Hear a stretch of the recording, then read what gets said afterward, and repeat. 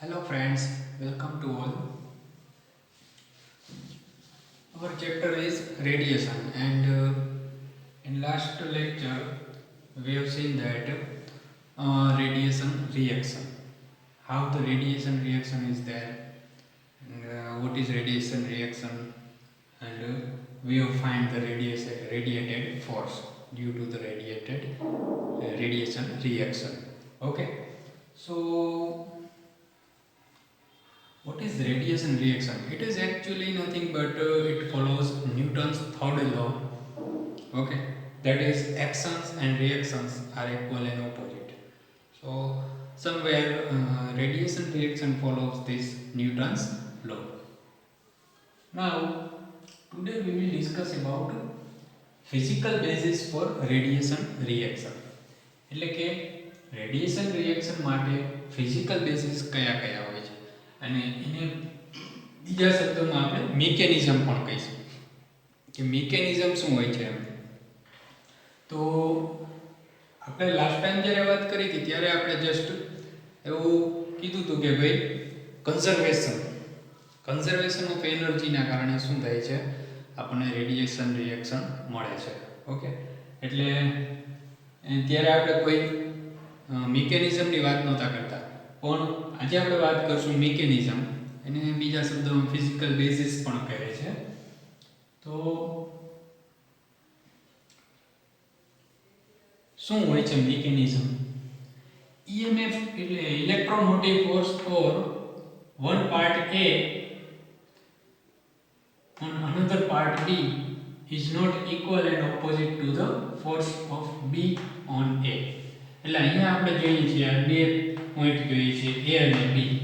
Okay, તો એ A અને B માં છે એમાં EMF અથવા તો એનું જે ફોર્સ છે એ કેવું હોય છે, ઇક્વલ અને ઓપોઝિટ હોતું નથી. ઓકે, કારણ કે આની ડાયરેક્શન અલગ અલગ હોય છે, તો એનું ફિલ્ડ છે પણ યુનિફોર્મ નથી હોતું. તો નેક્સ્ટ છે, if the distribution is divided, જો ડિસ્ટ્રીબ્યુશન છે એને આપણે ડિવાઈડ કરી દઈએ તો શું થાય, and the imbalances are added up for all such pairs, the result is net force of the charge on itself. એટલે કે એવું કહેવા માંગે છે કે ધારો કે ડિસ્ટ્રીબ્યુશનને આપણે ડિવાઈડ કરી દઈએ પ્લસ શું કરીએ, ઇમ્બેલેન્સીસ છે એને એડ કરી દઈએ. એટલે કોઈ જગ્યાએ ઇમ્બેલેન્સ હોય તો એને આપણે એડિશનલી એડ કરી દઈએ. આવી જેટલી પણ પેર હોય એના માટે આપણે અહીંયા એક પેર લીધેલી છે, એવી નંબર ઓફ પેર હોય તો એ બધા માટે આપણે ઇમ્બેલેન્સીસ એડ કરી દઈએ. The result is net force of the charge on itself. તો એનું રિઝલ્ટ શું મળશે, net force of the charge, એટલે જે ચાર્જ છે એનો નેટ ફોર્સ મળશે અને એ ક્યાં હશે, ઓન ઇટસેલ્ફ, એના ઉપર જ લાગશે. એટલે એ જ આપણે જે રેડિયેશન રિએક્શનની વાત કરતા હતા એ જ વસ્તુ આ થઈ કે શું થાય છે, એનો સેલ્ફ, એ જે ચાર્જ હશે એનું શું આવશે, ઇફેક્ટ એના પોતાના ઉપર આવશે. હવે આને આ જે આપણે વાત કરીએ છીએ શું ન્યૂટન્સ થર્ડ લો ને આપણે ફોલો કરે છે, that is actions and reactions are equal and opposite. તો રેડિયેશનને ધારો કે આપણે એક્શન માનીએ તો એના રિએક્શન રૂપે શું થાય છે, ઓપોઝિટ, એના ઓપોઝિટમાં ફોર્સ મળશે, એને શું કહેવાય, રેડિયેશન ફોર્સ.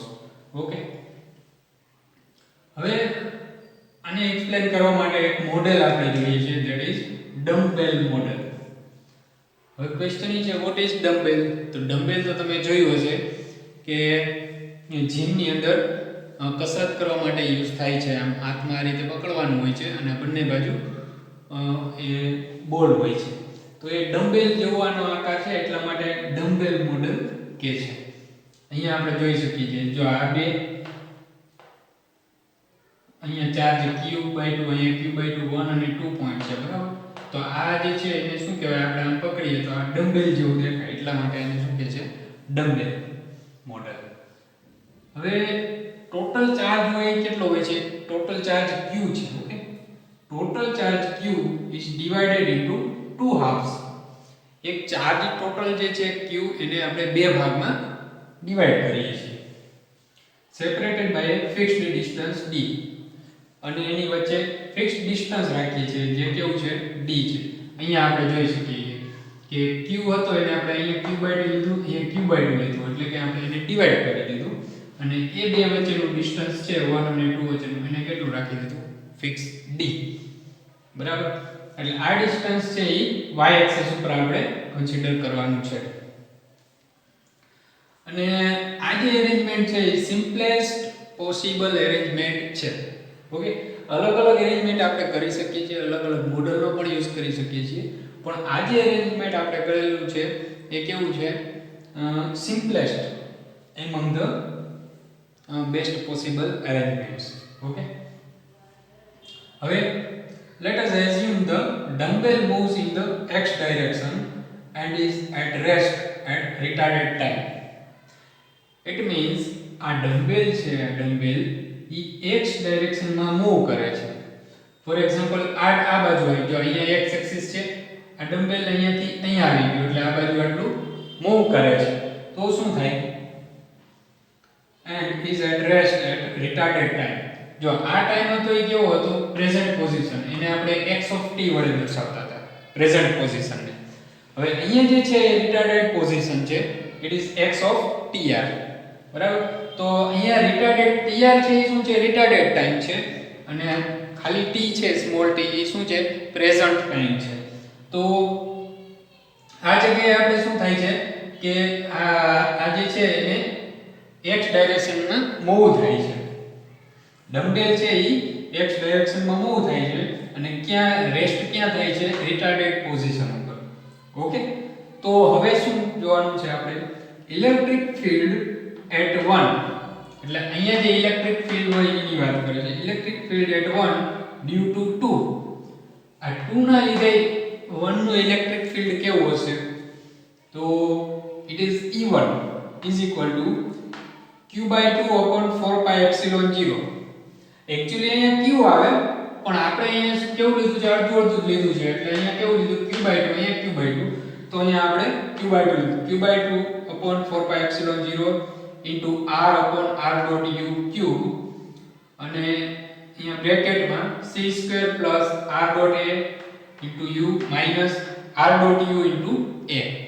ઓકે, તો આ થઈ ગયું electric field at 1 due to 2. Okay, હવે આપણે લાસ્ટ પ્રીવિયસ લેક્ચરમાં આપણે જોયું હતું અબ્રાહમ લોરેન્સ ફોર્મ્યુલા, તો આમાં પણ અબ્રાહમ લોરેન્સ ફોર્મ્યુલા છે એ ફોલો કરે છે. ઓકે, હવે u c r cap. Okay, અહીંયા u નો આપણે યુઝ કરીએ છીએ, તો u શું છે it is c r cap and r is equal to lx cap plus dy cap. હવે lx cap કેમ લીધું, કારણ કે l જે છે એ અહીંયાનું ડિસ્ટન્સ છે. ઓકે, તો એ x ડાયરેક્શનમાં શું છે l છે, અને y ડાયરેક્શનમાં જે ડિસ્ટન્સ છે એને આપણે સ્મોલ d કહીએ છીએ, તો અહીંયા શું આવશે lx cap plus dy cap. Okay, તો આના ઉપરથી શું લખી શકીએ r.u is equal to c into r. Okay, and r.a is equal to શું લખાય la, r.a is equal to la. બરાબર, and r, હવે r ને આપણે અહીંયાથી ફાઇન્ડ કરી શકીએ. અહીંયા આને આપણે ટ્રાયેંગલ ગણીએ તો શું થાય, આપણે પાયથાગોરસનો યુઝ કરી, પાયથાગોરસ થિયરમનો યુઝ કરીને આપણે r ની વેલ્યુ ફાઇન્ડ કરી શકીએ. તો r is equal to શું મળશે √ આ બંને સાઈડનો સ્ક્વેર, એટલે કે √l² + d². તો આ બીજું કંઈ નથી પણ પાયથાગોરસનો થિયરમનો યુઝ કરીને આપણે અહીંયા આને ફાઇન્ડ કરેલું છે. તો આટલી વાત થઈ. ઓકે, આ કેવું મોડલ છે, સિમ્પલેસ્ટ મોડલ છે, અને આપણે રેડિયેશન રિએક્શન તો એક્સપ્લેન કરતા હતા, એનું આપણે રેડિયેશન ફોર્સ આપણે ડિરાઈવ કર્યો તો, પણ આપણે મોડલની વાત ત્યારે નહોતી કરી. તો આ અત્યારે આપણે શું કરીએ છીએ મોડલ, એને બીજા શબ્દોમાં શું કહી શકાય ફિઝિકલ બેસિસ અથવા તો મિકેનિઝમ, તમે જે કેવું એ કહી શકાય. ઓકે, તો એને મોડલનો યુઝ કરેલો છે અહીંયા આપણે, અને મોડલ કેવા પ્રકારનું છે ડમ્બેલ પ્રકારનું. એટલે આપણે ડમ્બેલ જે યુઝ કરીએ છીએ જીમમાં એ ડમ્બેલની વાત કરે છે. તો ડમ્બેલ જેવો આનો આકાર છે એટલા માટે એને કેવું કીધું ડમ્બેલ મોડલ. અને આ જે અરેન્જમેન્ટ આપણે કરેલું છે એ કેવું છે સિમ્પલેસ્ટ એરેન્જમેન્ટ. આનાથી ઈઝી એરેન્જમેન્ટ શક્ય નથી. એટલે સિમ્પલેસ્ટ પોસિબલ એરેન્જમેન્ટ છે એ આપણે અહીંયા કરેલું છે. હવે અહીંયા આપણે જોઈ શકીએ છીએ કે y ડાયરેક્શનની અંદર જે ડિસ્ટન્સ છે એ સ્મોલ d વડે દર્શાવેલું છે. x ડાયરેક્શનની અંદર જે ડિસ્ટન્સ છે એને આપણે સ્મોલ l વડે દર્શાવેલું છે. ઓકે, ચાર્જ છે એને ડિવાઈડ કરી દીધો છે q/2 ઓકે 1 અને 2. આ જે બતાવે છે પોઝિશન ડમ્બેલ એ શું બતાવે છે પ્રેઝન્ટ પોઝિશન. અને x ઓફ t એટલે શું છે પ્રેઝન્ટ ટાઈમ. અને આપણે પછી આ બાજુ એવું એઝ્યુમ કરીએ છીએ કે આ બાજુ મૂવ થાય છે x ડાયરેક્શનમાં. તો એની ફાઇનલ પોઝિશન એ રેસ્ટ ક્યાં લેશે? તો એની ફાઇનલ પોઝિશન રિટાર્ડેડ પોઝિશન હશે x ઓફ tr. અને tr છે એને શું કહેવાય રિટાર્ડેડ ટાઈમ. તો આ રીતે આનું આખું મોમેન્ટ હોય છે મિકેનિઝમ. હવે અહીંયા જો આ બે વચ્ચેનું ડિસ્ટન્સ છે પ્રેઝન્ટ પોઝિશન અને રિટાર્ડેડ પોઝિશન વચ્ચેનું ડિસ્ટન્સ એને આપણે સ્મોલ l વડે દર્શાવી શકીએ. ઓકે,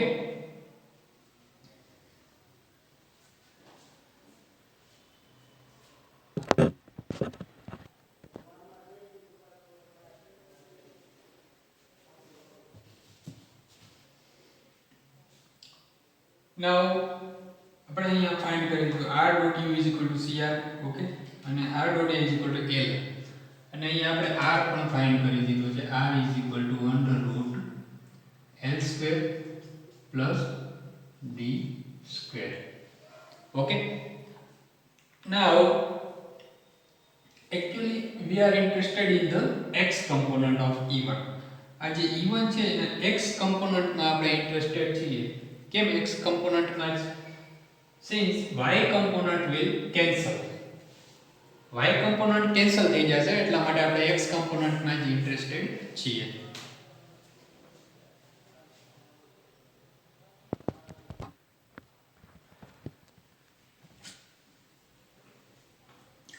ઓકે, હવે y component કેમ કેન્સલ થઈ જાય એની વાત આપણે વાત કરવાની છે. તો અહીંયા જુઓ આ y component છે. ઓકે, હવે અહીંયા q/2 બંને સાઈડ કેવું છે ઇક્વલ છે, ઇક્વલ અને ઓપોઝિટ. તો શું થઈ જશે y component કેન્સલ થઈ જશે. તો હવે આપણે કન્સિડર કરવાનું છે ઓન્લી x component. ઓકે, હવે u શું થશે? જો અહીંયા ફોર્મ્યુલા છે r.u cr એવી ફોર્મ્યુલા છે. તો આના ઉપરથી આપણે u ફાઇન્ડ કરીએ તો ux cl/r. બરાબર, u cl/r મળશે આપણને. તો ux કેમ લેવામાં આવે છે? કારણ કે x કમ્પોનન્ટ ના લીધે જ આપણે ઇન્ટરેસ્ટેડ છીએ. x કમ્પોનન્ટ જ કન્સિડર કરવાનું છે. તો આપણે ux cl/r આવું આપણે અહીંયા મૂકવાનું થશે. હવે આને મોડિફાઈ કરીએ તો શું થશે? e1x મતલબ કે e1 due to x component, it is known as e1x is equal to q/8πε0c². in the bracket હવે આ u ની જગ્યાએ આપણે આ વેલ્યુ પુટ કરી દઈએ અને એને આપણે અરેન્જ કરી દઈએ આમાં. તો શું મળશે આપણને? lc² - ad² upon l² + d²/3/2. l² + d² છે એ શું છે? is equal to √l² + d² = r થાય છે. ઓકે, તો આ રીતે આપણે r ની જગ્યાએ આ મૂકેલું છે. હવે આ વેલ્યુ થઈ e1x ની, એટલે કે electromagnetic force for e1 due to 2. Okay, 1 due to 2. હવે સેમ વસ્તુ આપણે e2x પણ ફાઇન્ડ કરી શકીએ. પણ અહીંયા કેવું છે? સિમેટ્રી છે. તો બાય સિમેટ્રી e2x = e1x. હવે સિમેટ્રી નો યુઝ કરીએ તો e2x હશે એટલું જ e1x હશે, કારણ કે ચાર્જ બંને બાજુ કેવો છે? સેમ છે. q/2 છે, અહીંયા પણ q/2 છે. તો શું થશે? by symmetry e2x = e1x. so the net force on the dumbbell is, તો ડમ્બેલ ઉપર જે નેટ ફોર્સ લાગશે એ કેવો હશે? f self જેને આપણે સેલ્ફ ફોર્સ પણ કહીએ. F self is equal to Q/2 E1 plus E2. આવો નેટ ફોર્સ લાગશે. ઓકે, હવે આમાં E1 અને E2 ની વેલ્યુ પુટ કરી દો તો શું મળશે? Q² 8 pi epsilon 0 c² into LC² minus AD² L² plus D² raised to 3/2 into x cap. તો આ જે તમને શું મળી ગયું છે, આપણું જે મોડેલ છે એમાં આપણને ફાઇનલ નેટ ફોર્સ મળી ગયો. ડમ્બેલ મોડેલની આપણે જે વાત કરીએ છીએ એમાં આપણને કેવો નેટ ફોર્સ મળી ગયો છે, that is F self is equal to Q/2 E1 plus E2 is equal to Q² 8 pi epsilon 0 c² and LC² minus AD² divided by L² plus A² raised to 3/2 into x cap. કારણ કે આપણે x component જ ધ્યાનમાં લીધો છે એટલે અહીંયા શું લીધું છે આપણે x cap. તો આ આખું વાત થઈ ગઈ મોડલની, અને એ મોડલ છે એ કેવું છે, ડમ્બેલ ટાઈપ મોડલ. તો આની પહેલાના લેક્ચરમાં આપણે વાત કરતા હતા એ રેડિયેશન રિએક્શન જસ્ટ આપણે એની મેથેમેટિકલ ફોર્મ્યુલા ડિવાઇડ કરી હતી, પણ એમાં મોડલ વિશે કોઈ વાત નહોતી થઈ. પણ આજે આપણે વાત કરીએ રેડિયેશન રિએક્શનની જ વાત કરેલી છે, પણ થ્રુ મોડલ. બરાબર, ડમ્બેલ મોડલનો આપણે યુઝ કરીને આની વાત કરેલી છે. તો this is all about physical basis or mechanism of radiation reaction. Thank you.